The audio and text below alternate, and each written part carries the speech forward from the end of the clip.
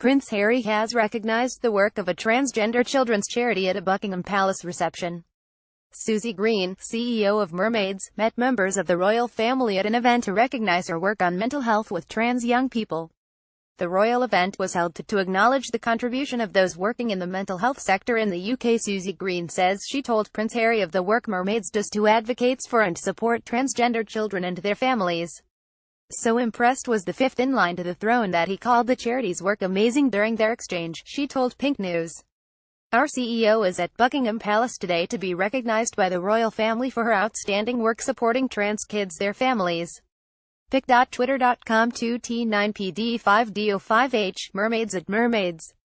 Gender October 10, 2017. The event was hosted by the Duke and Duchess of Cambridge and Prince Harry, who have led the Heads Together campaign to tackle stigma around mental health.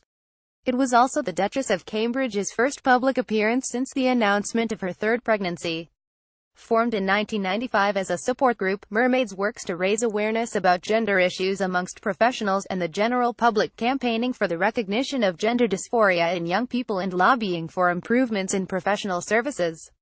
Transgender people are disproportionately likely to face mental health challenges. Nearly half of all individuals who identify as transgender experience depression or anxiety issues, while more than 4 in every 5 transgender school children have self-harmed.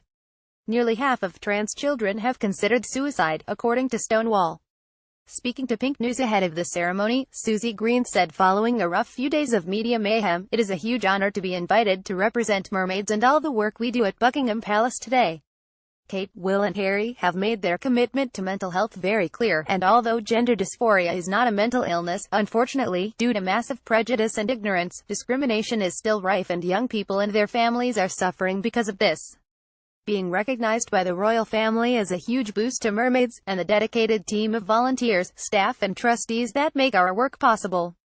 Our detractors try to play down the suicide attempt stats, the bullying and the self-harm. Why? But for Mermaids, and for me as CEO, this is recognition of the fact that we are making an impact, and as the voice for so many families and young people unable to speak out for fear of repercussions against themselves and their children, we are thankful that gender variant and transgender children are being recognized, and our work on their behalf valued.